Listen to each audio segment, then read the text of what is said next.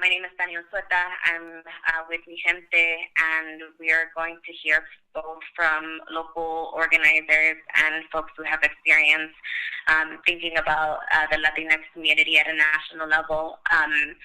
This week is the anniversary of the death of Francisco Serna, a 73-year-old man shot by the Bakersfield Police Department last year, and today we have his daughter, Laura Serna, who will be talking about the work that they've been doing since his death, as well as local organizers who are working on addressing accountability in the community.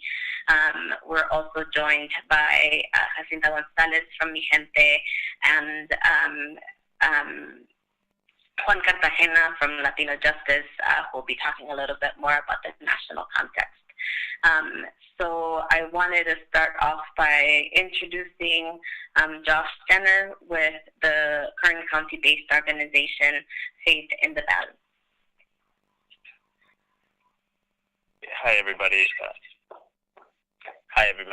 My name is Josth Stenner, and it is not misspelled on the press release. That's how you spell my name. And we're actually with an organization that is regional, Faith in the Valley, that works in the Central Valley of California, which is by far one of the most underrepresented areas where a lot of this stuff kind of continually happens. We are a multi-faith grassroots organizing network. We represent over 120 congregations in the Central Valley, and really working with folks that are impacted by the different issues like this issue, but like this issue of police violence, but also issues of mass incarceration and immigration. Really, we run the whole gamut that are impacting and putting our folks' backs against the wall. And so I'm just kind of going to give an overview of a little bit about like Kern County and the situation that we're in and what's been going on. In Kern County, so we've been, as Faith in the Valley, we've been doing this work for the last 10 years, really trying to work with communities of color, communities that are impacted by policing, by violence that is happening in our community. And over the course of the last couple of years, we started to realize that there was a real disparity between how police were being held accountable versus how members of our community were being held accountable for similar issues. Right, and so really what changed the gamut for us was when James De La Rosa, who was an unarmed early 20-year-old who was killed by the police after working with them, there was no accountability for the officer that did that killing. And after that, they kind of launched us into working with families that have been impacted by police violence, who have lost loved ones, families like Laura's family. And over the course of the last couple of years, we worked with those families to get more media attention because this was a largely ignored issue in Kern County.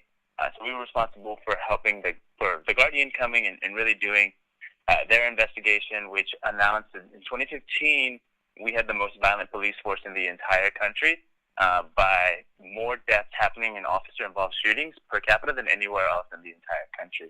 So I'm sure you all are familiar with all of that work. Has led to us really focusing in on accountability. We want to build trust with our police officers, but none of that's ever going to happen if we aren't able to build accountability. If our police officers continue to investigate themselves when things happen in our community, and they've shown that they can't investigate themselves because they continue to exonerate themselves, right? You can't grade your own paper in this type of stuff. And so after the Guardian article, we were able to force out the last chief of police, and on the same night that we were pushing for what we need from a new police chief, community put together a community job description, what they need from the new police chief. That was the same night that Francisco Serna was murdered by the Bakersfield Police Department, and so it launched us into this trajectory of getting in touch with the family, getting more in touch with families that have been impacted. And getting on a phone, really asking and demanding that the Department of Justice launch an investigation into Kern County, which takes us to right now where the Department of Justice of California is investigating 3 departments in the entire state of California, and 2 of those departments are the Kern County Sheriff's Office and the Bakersfield Police Department. And really what we've been doing has been getting folks in touch with this and really getting folks in touch with the Department of Justice so that they can look into so they can see the pattern and the practices that our police are doing in violating civil rights, we've worked really closely with the ACLU in releasing their report that they released earlier this month that highlighted how the Bakersfield Police Department and the Kern County Sheriff's Office are really violating people's rights. I mean, and there's almost with no accountability whatsoever. So a lot of folks in that report, one of the things that was highlighted was that 12 of the Kern County Sheriff's deputies and 9 Bakersfield Police Departments are repeat offenders. So they've killed multiple people. One of the eerie connections is that some of these families, like their loved ones, have been killed by the same police officer, and they're still on the force. There was one officer in Bakersfield Police Department that killed 3 people in less than 2 months. And there's no accountability whatsoever. So what we are calling for is for an Office of Independent Review that conducts all investigations into officer-involved shootings and incidents of misconduct, that it be made up by residents from the community and people that have suffered at the hands of this police violence, who've been impacted by police brutality. That's really what all of this work has been leading up to. But I can let Laura tell you more about the impact and what is going on and we're putting together for December 2nd. Thank you, Josh. So we are going to hear next from Josth Stenner, and she's been organizing locally after the death of her father, Francisco Serna. Laura, go ahead. Hello, this is Laura. Yes, locally here, my dad's anniversary actually is December 12th of 2016. And so I wanted to do this part of organizing an event to remember him because we tragically lost him during, just before the holidays. So it was a difficult time for our family. And, I just feel like, I'd like to get as many people out and, educate the public a little bit. And, I just don't want to say it's going to impact victims of police violence. But, if you can take a look at the report that they're talking about, I wanted to say how I wanted to bring attention to how, maybe reckless they are with some of their patterns and practices, that it could impact, many more people. I'm a social worker in the community, and so, ever since this incident happened, a lot of the families in our community just have they're very fearful of the police. And, I work with a specific developmentally disabled clients, and, some of them have, physical or mental or, also dual diagnosis or mental health diagnosis along with their disabilities. So it's important that, we advocate for our vulnerable people in the community because this can happen to anyone. I believe that, if the safety measures are not put into place, that, it could, do more damage and harm more people. So I'd like to take this opportunity of turning something really bad into something good and benefit other people and help others and keep the education out there in the public and just get everyone on board. Disability advocates and family advocates to come forward and, let's get together and have a conversation. We really need to work together with the police and, put some guidelines in there that make them accountable. And, that way, the families feel a justice and they feel like some of the work that they're doing is making a difference. Thank you, Laura. And next we're hear from Jacinta Gonzalez, the field director of Mijente.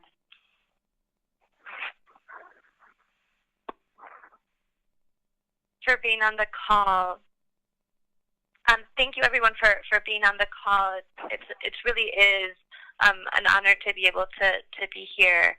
When we first met as Mijente, we first met Laura and heard her story and heard about all of the organizing work that the families in Kern County, together with Faith in the Valley and other organizations, were doing to bring accountability.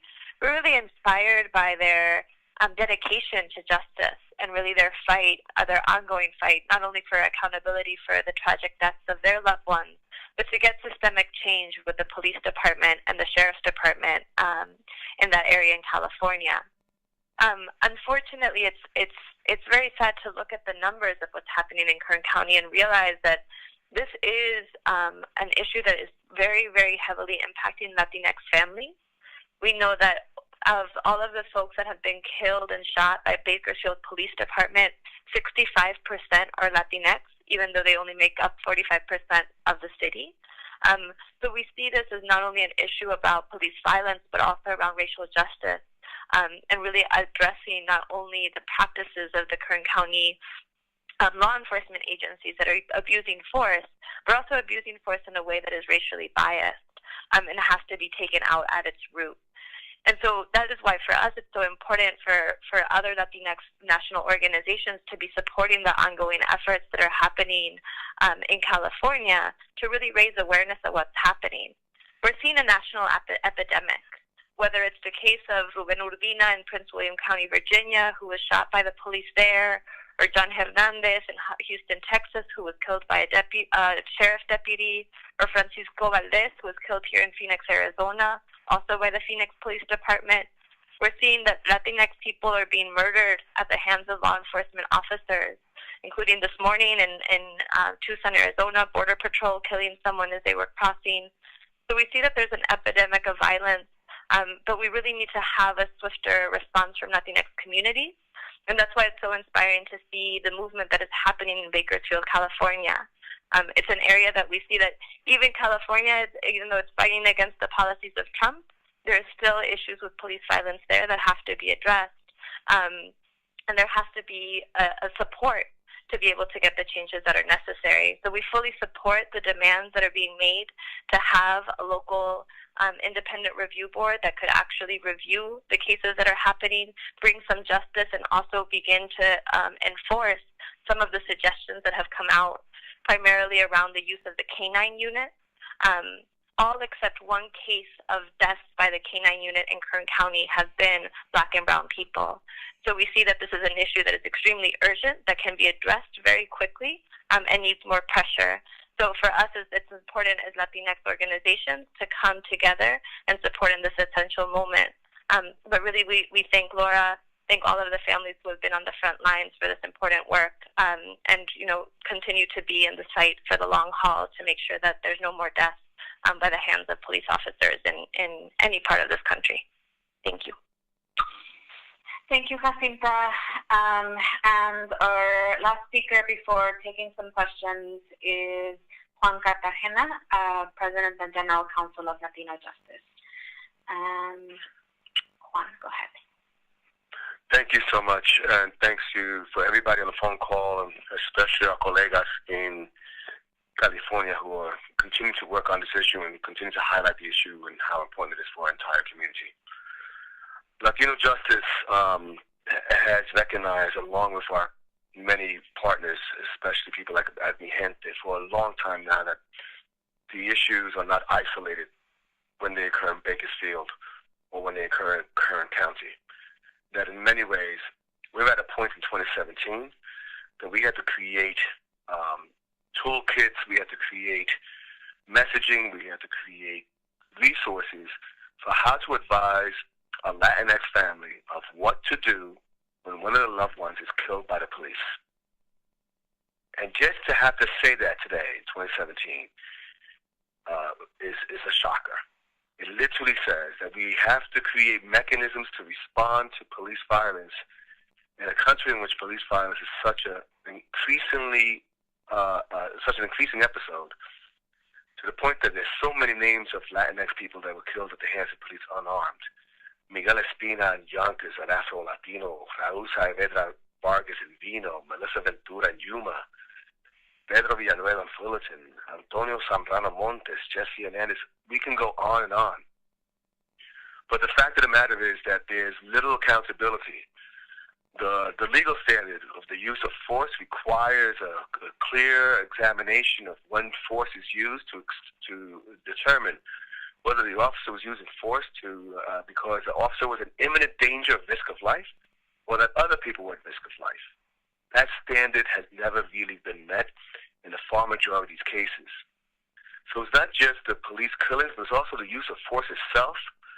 The report by the ACLU about the Bakersfield and Kern County Sheriff's Office that just came out talked about on page 4 a man named Ronnie Ledesma, who was beaten by fists and by batons and even by canines. And all he was publicly intoxicated, not fleeing, not threatening to the police, and that was just a beatdown of a man because of his condition. We're at a point now that we have to recognize that these issues are front and center in the concerns for public safety of the Latinx community. In all the years that we've been doing work at LatinoJustice, we fully understand that the Latinx community is very concerned about their public safety.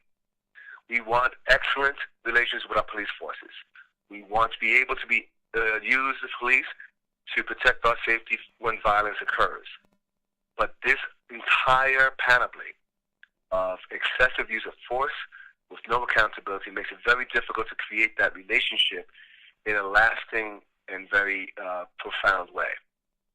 I agree with Jacinta, Mijente, that we need continuous reform of the review board. We should go further. We should make sure that states throughout the country have special prosecutors' offices that deal with police abuse. We cannot allow local district attorneys to address the issues of the use of violence by police because they work with police every day. That's an inherent conflict of interest. We need grand jury testimony and grand jury transparency so that decisions about whether or not to indict are not made behind a wall of secrecy of a grand jury proceeding. And what we really also need is the help of the media to highlight these cases so we can expand the conversation in this country beyond the black and white binary. We are dealing with issues that are significantly severe in Latinx communities, and Latinx communities need to be heard on these issues so that we can have a full accountability mechanism for the use of force by police whenever that occurs. Thank you.